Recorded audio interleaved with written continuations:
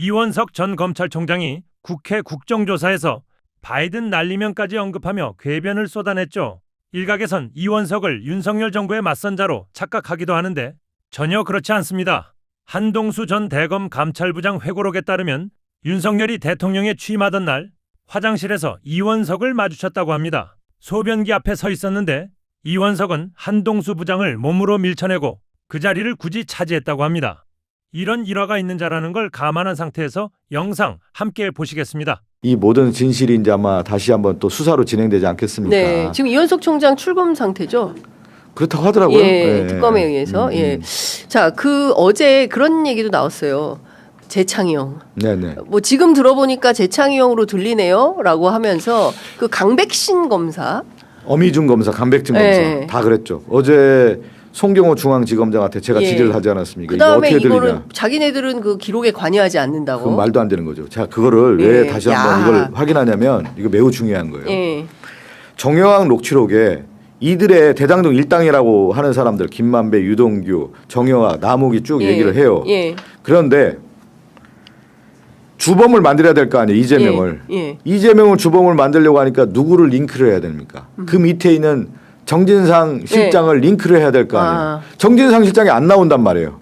그러니까 이 녹취록에 1차 수사팀에서 녹취록에는 재창형이라고 썼단 말이에요. 2차 수사팀에서는 실장님으로 바꿔요. 이 재창형을. 재창형을 네 글자인데. 실장님으로 바꿔요. 바꿔서 뭐냐면 이게 또 중요하더라고요. 공소장에 어미준이가 우리 양부남 의원이 질의를 하거든요. 이 공소장에 유동규가 정진상 실장을 통해서 이재명 대통령에 보고했다라고 하는 내용이 나와요. 공소장에. 근데 정진상 실장을 조사를 한 번이라도 했느냐? 한 번도 안 했어요. 한 번도 안 했어요. 그래서 이 공소장에는 뭐냐면 유동규의 진술만으로 이 공소장이 들어간 거고 그 의도가 뭐냐? 가장 중요한 배경에 이 정여왕 녹취록의 실장님으로 드러나는 거예요. 말이 됩니까? 그러니까 그래도 이제 와서 자기들이 이제 들어보니까 그러니까 저희도 재창형으로 들립니다. 제가 막내 검사가 김경환 검사한테 일부러 질의를 한 거예요. 맞아요. 김경환 검사 이거 어떻게 들리냐? 이 녹취록 어떻게 된 거냐? 이 녹취록 조작이 됐잖아요. 제가 그래서 어제 그 얘기까지 한 거예요. 150명의 검사를 다 투입해가지고 전격 작전을 한 거 아니에요. 근데 안 나와요. 주범이 이재명이. 그러니까 뭐냐면 탈탈 털어도 뭐냐면 가장 직접 증거를 다 털은 거 아니에요. 거기 나오는 경기도 공무원들, 가족들, 뭐 주변 다 수백 번 다 털은 거 아닙니까? 수백 명에 다 털었어. 이재명을. 잡기 위해 주범을 만들기 위해서 안 나오니까 뭐를 하는 거예요. 유동규와 남욱과 쌍방울 사건 같은 경우는 방용철. 그다음에 또 하나는 김성태. 거기서 박상용은 뭐라고 하는 거예요. 주범을 만들고 종범을 너 이완용을 하자. 이렇게까지 변호사와 대화하고 그걸 하는 거 아니에요. 딜이 아니에요. 애걸복걸하잖아요. 박상용 검사가. 맞아요. 이 구조가 똑같다는 도와달라고. 거예요. 대장동하고 쌍방울의 구조가 다 똑같다는 거예요. 수사 구조가. 그렇게 이제 한 사건이 이 사건으로 다 나온 건데 무슨 소리를 하는 겁니까 지금. 그래서 조작의 증거의 명확한 증거가 어디에서 나오느냐. 바로 재창형을 실장님으로 바꾼 거에 대해서 나중에 나 다 특검에 수사 받을 거라 제가 그렇게 질의하는 거 아닙니까? 그러니까요. 근데 검사들 다 부인하잖아요. 그러니까요. 그거는 속기록에. 그다음에 나는 이원석 검찰총장 제가 그 얘기까지 했어. 진짜 머리가 바이든 날리면으로 그 얘기를 하더라고요. 야, 저도 그래서 이원석 전 검찰총장은 이건 안 되겠구나 정말. 어디서 그 얘기를 합니까? 그러니까 국민 앞에서 그걸 얘기하고. 바이든 날리면 얘기를 딱 하는데 아니 윤석열이가 그 바이든을 날리면으로 조작한 거 아니에요. 그걸 다 알고 있는 거 아닙니까? 그러니까요. 그래서 내가 그 얘기까지 하는 거예요. 김학이 아니라고 검찰이 그거 얘기한 걸 그렇게까지 다시 하는 거냐고 내가. 그러니까요. 이거를 그렇게 바꾸려고 하는 의도가 분명히 드러났다. 근데 저는 이런 거죠. 저희들은 이제 그 시청자니까요. 더불어민주당 의원들은 막 화가 나가지고 격분하셔서 막 소리치고 야단하는데 이원석 총장은 목소리를 한 번도 올리지를 않더라고요. 그러면서 굉장히 톤을 낮게 해서 마치 가르치듯이.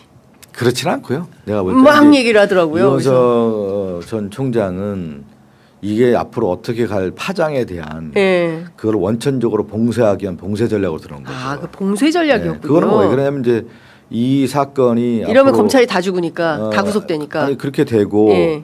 그 이후에 특검 수사가 이어지지 않겠습니까? 예, 이 국정조사가 그렇습니다. 끝나고 나서요. 예. 그럼 국정조사의 타겟팅이 네. 바로 이제 조작 기소고 그 팀을 누가 꾸렸습니까? 이원석 전 네, 검찰총장이었단 말이에요. 예. 그러면 송경호 중앙지검장 예. 이것도 매우 드러난 건데 예. 송경호 중앙지검장 이 어미준과 네. 강백신이 7월 달에 발령이 나거든요. 네. 5월 달에 먼저 가서 예.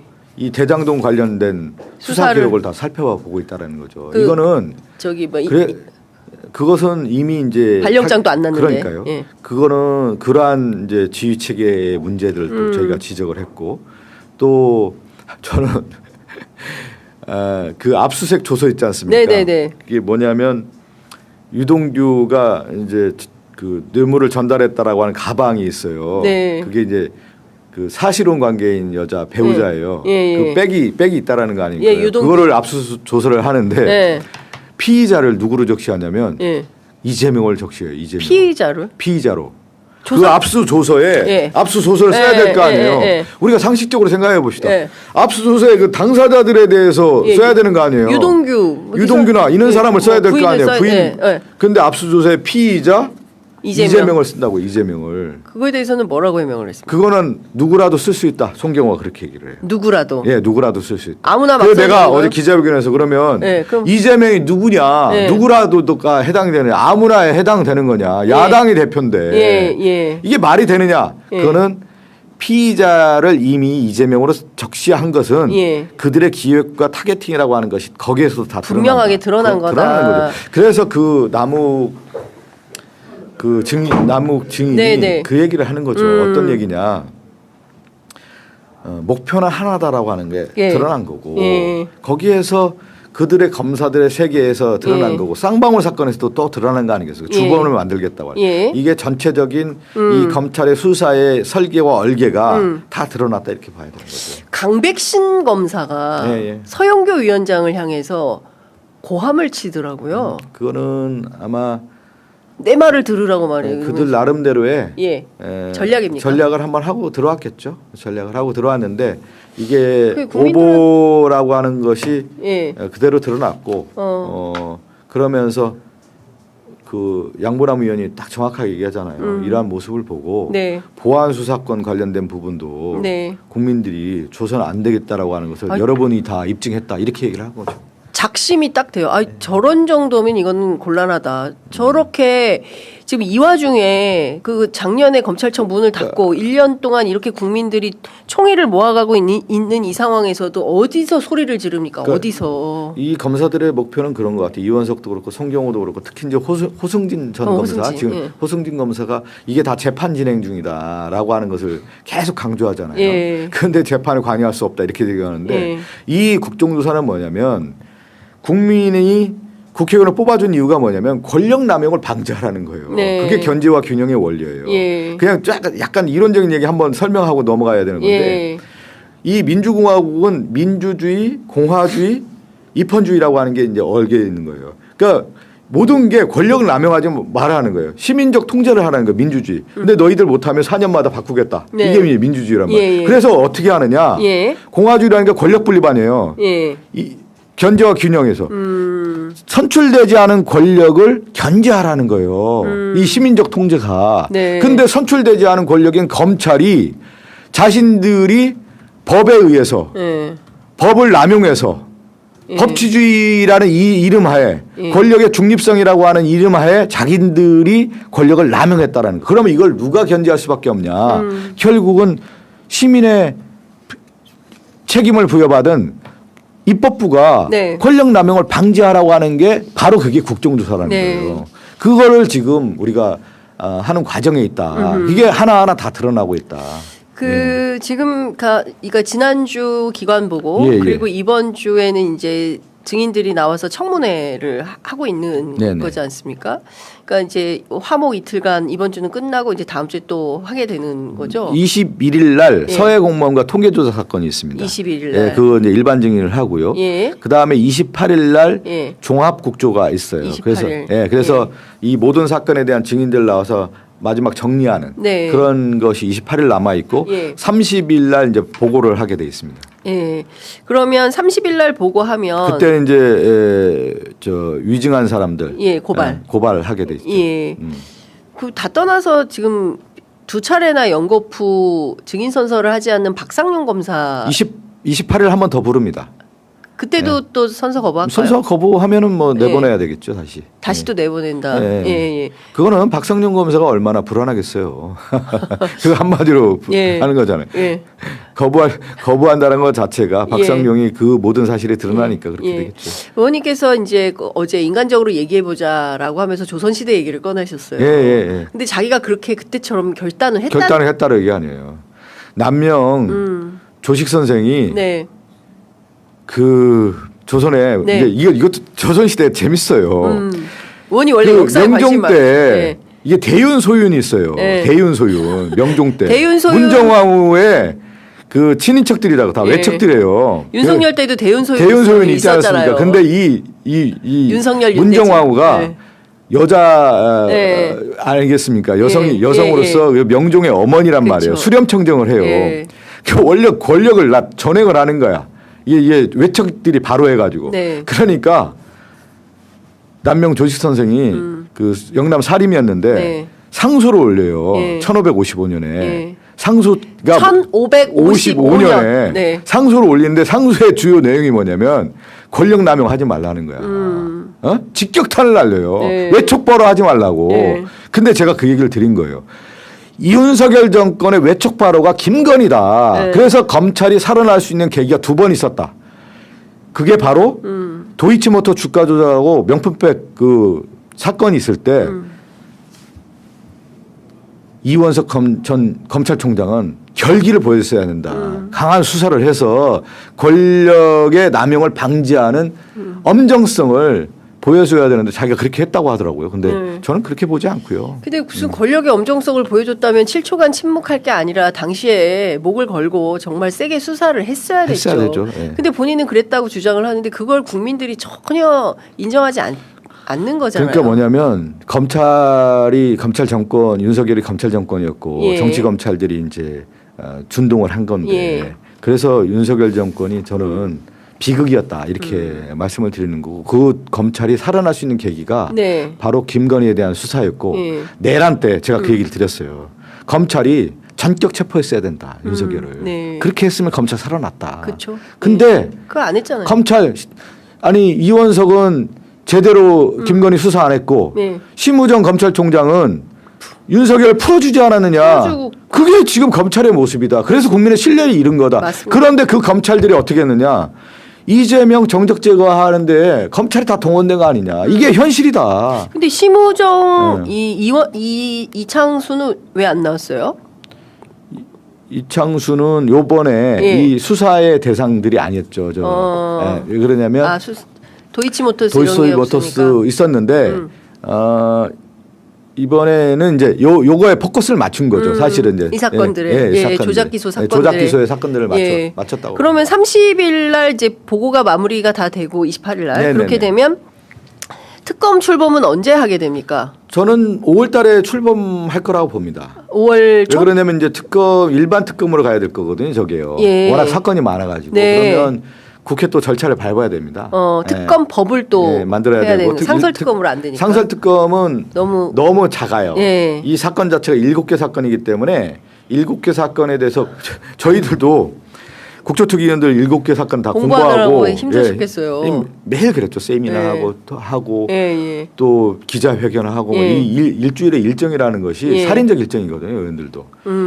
그러면 막 잠도 잘 안 와요. 하도 많아가지고. 그러니까 대단히 신선스러우셨을 것 같습니다. 그래서 예. 그래도 다 정리를 예. 다 잘했습니다. 예, 정리를 예. 잘했고 중요한 일들이 다 나왔고. 근데 민주당 의원님들 진짜 팀워크 좋으시더라고요. 너무 잘하셨어요. 잘했습니다. 이번에 다 팀워크도 좋고 정말 열심히 하셨고. 네. 그래서 이제 4월 국정조사 마무리하면서 저는 예. 5월에 예. 특검으로 이제 특검법 만들고 네. 그렇게 해서 5월엔 특검이 발족이 되지 않겠습니까? 네. 그 특검으로 갈 수밖에 없어요. 그러니까요. 예. 네. 이렇게 많이 드러났기 때문에 네네. 통상의 사람이라면 그죠? 예. 통상의 사람들이라면 야씨 우리가 이거 너무 잘못했는데 이거 일단 반성하고 그럼요. 우리가 조작 기소한 거는 우리 스스로 취하는 게 맞겠다라는 결론을 내리는 게 이게 상식에 부합한 결정이거든요. 아니, 온 국민은 박상용 검사의 그 녹취록을 보면서 기가 막혀. 거래하고 조작했다라고 하는 게 다 드러나는 거 아니에요. 부장님 이번에 네. 저희 꼭 좀 도와주셔야 됩니다. 그다음 주범 종범 얘기하고 다 모든 게 다 드러나요. 그렇습니다. 예? 예. 그렇게 해서 답답해서 전화했다고 하고 그러니까요. 너 이렇게 하면 봐주겠다고 예. 다 하고 그거에 대해서 물어보면 잘못됐다고 얘기를 해야죠. 이현석 전 그렇죠. 검찰, 송경호 전 지금 중앙지검장이 저작거리에서는 다 육두문자부터 시작합니다. 네, 검사들 그걸- 딱 나오면 왜 그러냐면 이 예. 신뢰를 그 사람들이 다 잃었잖아요. 그렇습니다. 거기서 이제 마지막 예. 안간힘을 좀 쓰는 모습이 어제 아니었나 싶어요. 그런데 정치 검찰 버티는 중. 예, 그리고 모든 책임을 다른 사람한테 떠넘기려고 하는데 저는 국정조사에도 얘기했는데 특검 조사 받으면 아마 서로 책임 떠넘기 바쁠 겁니다. 죄수의 딜레마. 딜레마에 빠지겠죠. 예. 게임의 법칙에 들어가는 거죠. 이제. 금융감독원에서 그리고 김한신 대표도 이게 주가가 2,000원짜리가 6,000원 됐다고도 얘기를 합니다. 구체적으로 알고 있는데 제 기억의 수사 기록에서 나노스 주가가 9,000원대까지 올라갔습니다. 거의 4-5배가 올라갔어요. 그리고 이 쌍방울 계열사 나노스란 곳은 휴대전화 그 광학 렌즈 만드는데요. 휴대전화. 근데 굉장히 알짜입니다. 알짜. 무슨 쌍방울 네이만도 이런 데는 비교가 안 되고 쌍방울 계열사 두 곳이 알짜인데 하나는 그 특장차 만드는 데입니다. 무슨 뭐 사다리차나 이렇게 큰 화물의 특수 자동차들 있잖아요. 그 특장차 만드는 광림이란 곳과 그 광학 렌즈를 만드는 나노스랑 이 두 개는 굉장히 코스닥 시장에서도 주목을 받는 기술력이 있는 곳인데 그 나노스의 주가가 4-5배가 뛰었죠. 근데 나노스의 이게 상장을 했는데도 불구하고 나노스의 주가 대부분을 김성태가 갖고 있었어요. 대주주로. 우리가 주가가 주식이 100개라면 대부분 대주주가 많이 가져야 10% 이내잖아요. 많이 가져야 한번 20%라고 치는데 나노스의 주가는 제 기억에 대부분을 김성태가 갖고 있어서 그때 당시에 금융감독원이 이상 거래가 있다는 것을 파악을 하고 100억 원 이상의 주가 조작 정황을 발견을 2019년도에 이미 했대요. 2019년에 했는데 2023년에 이 사건을 수사한 수원지검이 그때 쌍방울 주가 조작 그 내용이 담긴 그 금융감독원의 자료를 안 가져갔답니다. 이게 말이나 되는 얘기인가요? 말도 안 되는 얘기잖아요. 네. 이런 것들이 지금 드러나고 있고 국가정보원 문건이 60건 넘게 있는데 그중에 일부만 선별해서 가져가도록 하고 이거는 검사 몇 명이 한 게 아니고 대통령실부터 법무부 당시 윤석열의 법무부 그리고 검찰, 대검 이 지휘 라인까지 지금 다 걸려 있는 정말 큰 사이즈의 사건이 될 것 같습니다. 예. 그리고 보니까 리오남은 사실은 도대체 속이 어디야? 저 굉장히 나이도 그렇고 여러 가지가 베일에 쌓여 있거든요. 제가 한번 물어봤습니다. 리오남이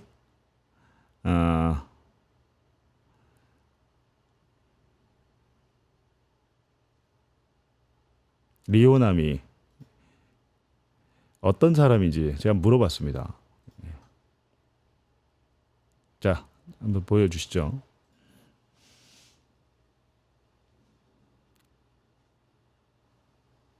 근데 보면 안부수가 보니까 이 당시에 김성애를 주로 많이 만났고 김성애와 리오남을 많이 만났고 쌍방울 김성태도 이렇게 리오남한테 소개를 해줘서 만난 게 나오더라고요. 그 수사 기록에. 김성애는 그 옛날에 그 내가 초창기에 다닐 때는 걔는 뭐 우리 가방모찌 했던 애들이고 근데 김성애가 이제 어쨌든 간에 그 김영철이 바로 밑에 있었잖아요. 예. 근데 김성애가 김정은이한테 서류를 바로 올리지는 못해요. 김영철이를 통해서 올려야 되고. 예. 근데 이제 그 김영철이하고 김성애하고 중간에 이호남이가 있는 거죠. 아, 리오남이 그 정도 위치에 있는 겁니까? 이호남이가 끝발에 셌죠. 여기 보면 정찰총국 이호남 이렇게 써있는데 2019 에이, 그건 아니에요. 그건 아니에요. 리오남은 그 사람은 소속이 없나요? 이호남이가 원래 이제 그 저기 저 소속은 그 아태 통전부 뭐 이렇게 나오는데 그 사람은 김정은이의 고문이에요. 김정은이의 그 우리로 말하면 외교안보 고문. 그럼 직보할 수도 있는 위치네, 이경. 근데 그쪽은 체제가 그렇게 안 돼 있어요. 영철이를 통해서 올라가게 돼 있고 예. 성에도 예를 들어서 성에도 영철한테 바로 못 올리고 성에도 영철한테 소리를 주려면 호남이 통해서 호남이가 야 이거 이렇게 해라 그러면 거기 맞춰가지고 그렇게 문건을 만들어가지고 영철이한테 올리고 그럼 영철이한테 올리면 영철이하고 이제 호남이하고 정훈이한테 상의해서 일처리하고 이제 그런 체제였었는데 호남이도 은퇴했어요 이제. 은퇴. 네. 은퇴를 한 줄 알았는데 다시 나타났습니다. 다시 나타나서 지금 중국에서 북경에 열심히 활동을 하고 있다는 거고요. 저는 그래서 은퇴한 김정은의 고문 리호남이 다시 나왔다는 것은 우리 남북 관계가 다시 훈풍이 불 가능성이 매우 높다라고 봅니다. 김정은이 지금 고문이 지금 이 김한신 대표의 말이 사실이라면 김정은이 리호남을 내보낸 거죠. 가서 남측 사람들을 만나라고 지시를 했기 때문에. 그리고 제가 말씀드렸지만 실제로 남북 접촉이 지금 민간 단계에서 이루어지고 있습니다.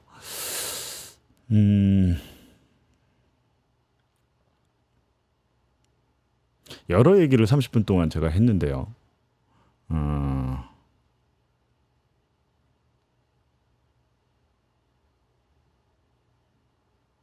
그러니까 김한신 대표는 안부수를 한 번밖에 만난 적이 없다고 하더라고요. 원래 안부수는 대북 사업가가 아닙니다. 원래는 뭐 일본에서 이제 우리 강제징용 갔다가 못 돌아온 그 유해들, 우리 피해자들의 유해를 발굴해서 유해 봉환 사업, 유해 발굴 봉환 사업 그러니까 한국으로 가져오는 그 사업을 하다가 조총련을 관계자를 통해서 통전부, 그러니까 통일전선부 사람들을 알게 된 건데 통일전선부에 이제 김성애 실장 여자고 그 위에 이제 김영철 통전부장을 알게 됐다는 건데 제가 수사 기록을 보니까 우리 안부수 씨는 통전부에 뭐랄까 그냥 이건 제 개인적인 생각입니다만 약간 이중간첩 느낌이 있습니다. 통전부에도 우리 국정원이나 남측의 정보를 알려주고 거기서 또 그 만난 사실 통전부 뭐 김영철을 독대하기도 하거든요. 초대소. 그러니까 초대소라는 게 무슨 별장 같은 그런 되게 뭐 이렇게 뭐랄까요. 우리 청와대 영빈관처럼 이렇게 손님 접대하는 그런 곳인데 안부수가 북의 평양에 가서 김영철 통전부장을 초대소에서 독대하기도 하는데 그때 물론 당연히 이제 뭐 돈봉투도 건네고 했는데 그 이야기를 오죠. 만나고 오면 인천공항에 항상 국정원 블랙 요원이 김모 씨입니다. 블랙 요원이 기다리고 있어요. 기다리고 있어서 안부수로부터 평양에서 있었던 모든 일들을 다 보고받고 이 블랙 요원은 다음에 또 이제 안부수가 나갈 때는 어떤 질문을 할지 그리고 어떠한 질문을 받았을 때는 무슨 대답을 할지까지 다 알려줬다고 합니다. 그러니까 국정원의 협조자였고 원래는 좀 오역진 얘기 들어보니까 국정원의 협조자가 되기 전에는 정보사의 협조자였는데 정보사는 돈이 적어요. 적어서 뭐 이렇게 북한 사람들 만나고 할 때는 안부수가 보니까 샤넬 스카프, 뭐 코트, 명품 이런 걸 항상 사고 왔더라고요. 그러니까 좋아하겠죠. 리어남도 좋아하고 김성애도 얼마나 좋겠습니까. 그런 거 사오지, 봉투 주지. 쌍방울 물어다 줬지 얼마나 이쁘겠습니까. 그러다 보니까 통전부장을 초대소에서 독대까지 하는 게 되는데 당시에 이제 블랙 요원이 법정에서 그러니까 이 안부수를 담당했던 협조자로 안부수를 고용했던 블랙 요원 김 씨의 증언은 제가 뉴스타파에서 보도를 좀 했었어요. 보도를 했었는데 약간 이중간첩의 느낌이 있고 안부수 회장 같은 경우에는 원래는 이재명 방북 비용 뭐 이런 얘기를 원래 하지 않았었습니다. 근데 중간에 검찰 조사를 받는 과정에서 쌍방울에 여러 가지 금품 매수 뭐 여러 가지 특혜를 제가 쌍방울로부터 이제 금품을 받고 뭐 딸 집을 얻어주고 쌍방울에서 그랬으니까 그러고 나서 말이 바뀌었습니다. 그리고 심지어 이제 안부수는 경기도 보조금 사업을 했어요. 경기도한테 돈 받아서 대북 인도적 지원 사업을 했는데 그거를 엄청 10억 원 이상인가 떼먹었어요. 문제가 생겼습니다. 그 보조금 사용에. 근데 그게 그 재판, 그러니까 안부수가 그거는 별건이죠. 그걸로 인해서 처벌을 받았는데 안부수의 판결문에는 쌍방울의 대북 사업은 주가 조작 위한 목적이었다고 돼 있습니다. 그러니까 검찰이 안부수를 수원지검에서 수사를 해서 재판에 넘길 때는 대북 송금의 성격을 쌍방울의 주가 조작 목적이었다고 해놓고 자기들이 해놓고 이화영을 수사하면서는 이걸 바꿨죠. 사실은 검찰 입장에서 이화영이 잡고 싶었던 게 아니죠. 예, 이재명을 잡기 위한 도구로 이화영을 그렇게 한 거죠. 예.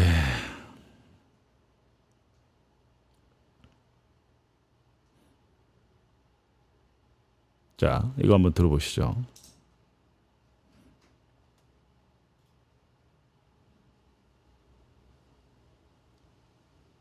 그러니까 제가 그걸 여쭤보려는 게 아니라 지금 아까 여쭤봤던 거 리오남에게 그런 얘기나 제안을 받은 게 있느냐 그걸 여쭤본 거예요. 그래서 그건 경험하신 거잖아요. 아 근데 그거를 내가 뭐 그렇다고 해서 뭐 이혼하면 내가 직접 그런 것도 아니고 직원이 갔다 와서 나한테 보고서 쓴 거를 그대로 내가 통일부에서 보고해 준 것 뿐이니까. 그리고 내가 이 국가적 뭐 위험이라든가 뭐 민주당 위험 이런 것 때문에 내가 청와대하고 민주당하고 통일부에다 내가 보고를 해줬죠. 이런 움직임이 있는데 이거는 남북관계나 어떤 뭐 당을 위해서라든가 뭐 여러 가지로 볼 때 남북 경협을 앞으로 미래를 볼 때 이런 건 바람직하지 않다. 그런 건 보고서만 내줬죠. 내가 뭐 그거 그 후에 뭐 처리야 뭐 지들이 알아서 했겠지 뭐 내가 뭐 이래라 저래라 할 건 아니잖아요. 혹시 그럼 청와대 그때 당시에 뭐 시민사회수석 이쪽 아니면 뭐 안보수석부 그쪽 안보실 이쪽입니까? 아이 그 내가 또 이름 거론하면 또 뭐 또 시끄러워지니까. 아니 그냥 오프 더 레코드로 궁금해서 그래요. 제가 물어볼 건 아니고요. 그냥. 아니 그러니까 뭐 알만한 데다가 내가 직보를 해줬어요. 직보를 해줘가지고 이거 빨리 막아라 이거. 수석이나 비서관급? 하여튼 하여튼 그러니까 얘기를 해줬어요. 내가 얘기를 해줬고. 아니 근데 이게 지금 김성태가 주가 조작 관련 부분은 기소를 검찰이 빼줬어요. 기소를 안 했어요. 그렇게 해야 되겠죠. 그 사람도 그럼 돈이 어제 나서 100억씩이나 보냈겠어요. 그러니까 주가 조작 그 어찌됐든 그 수익금일 텐데. 그때 하여튼 2,000원짜리가 하여튼 한 6,000원인가 얼마까지 뛰었어요. 그래갖고 아시겠지만 그 이제 김성태는 징역 3년 6월 구형을 하고 그 뭐 집행유예로 나오겠지 뭐. 네, 그러니까 이화영은 지금 징역 15년 받아가지고. 김성태는 다 풀었지 지가. 네. 알겠습니다.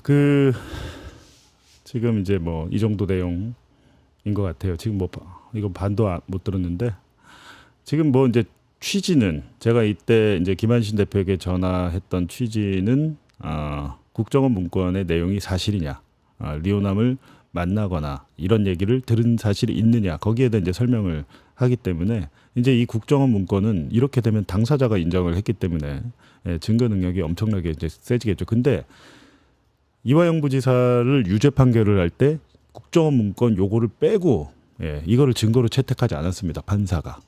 국정원 문건 전체를 증거로 채택했는데 요것만 쏙 빼고 불리한 증거잖아요. 유죄. 이건 무죄의 증거이기 때문에 그렇게 했습니다.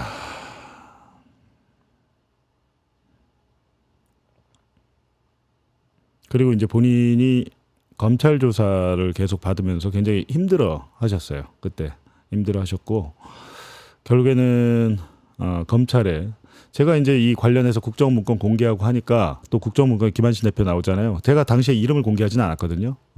김땡땡으로 했었는데 바로 검찰에 수원지검에서 전화 와서 조사를 받고 그 이후로 거의 입을 닫으셨습니다. 검찰에서 뭐라고 했는지 모르겠습니다. 자, 그러면 이게 만약에 제대로 수사를 한 검찰이라면 국정원 문건에 김한신 대표 이름이 나오면 당연히 불러다가 조사를 했으니까 당신 리오남 만나서 이런 얘기 들었어? 이런 걸 물어봐야 되잖아요. 근데 그런 거는 전혀 조사가 이루어지지 않았다고 해요. 자, 이거 한번 또 녹음 파일 들어볼게요.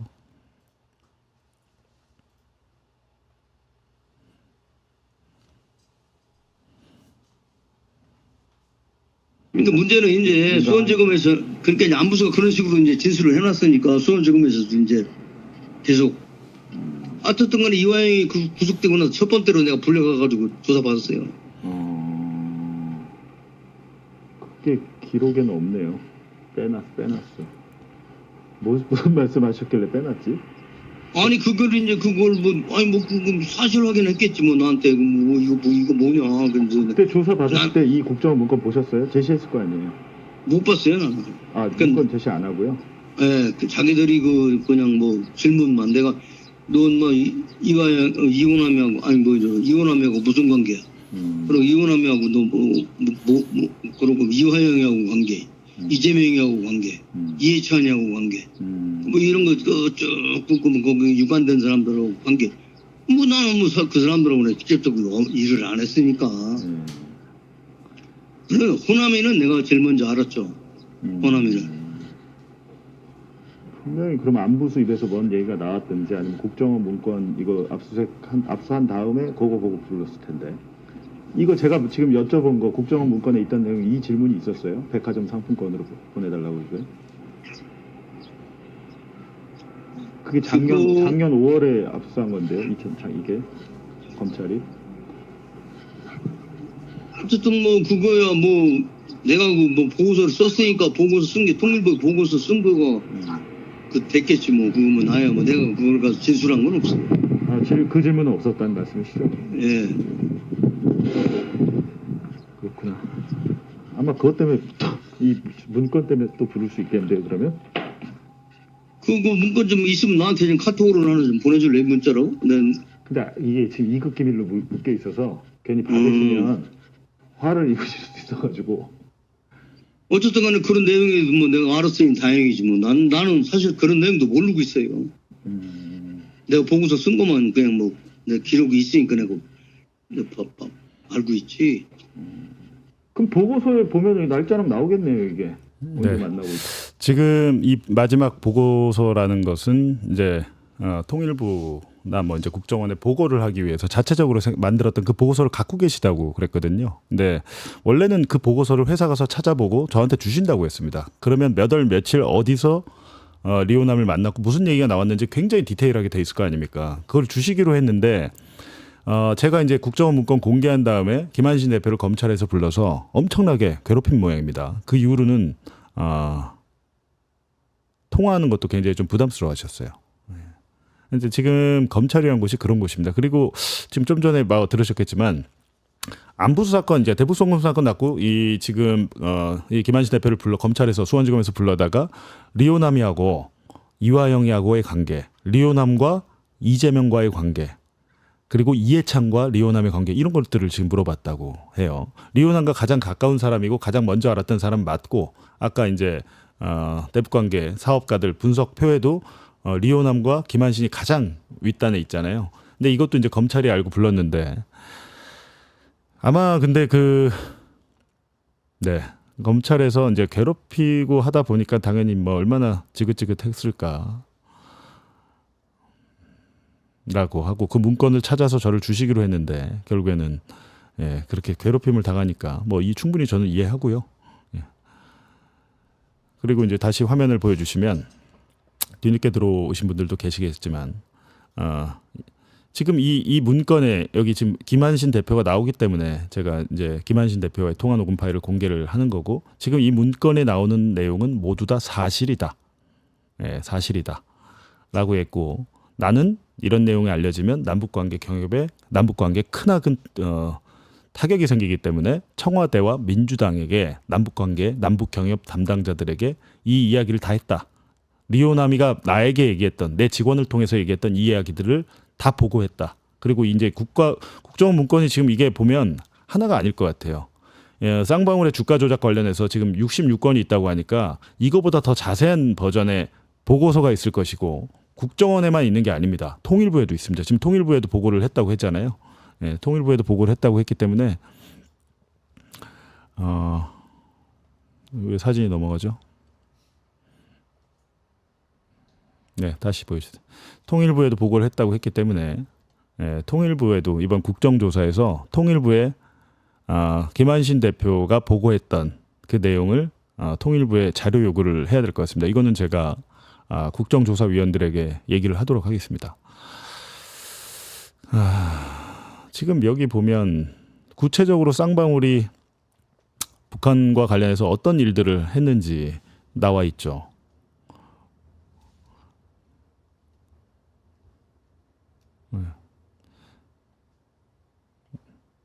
예.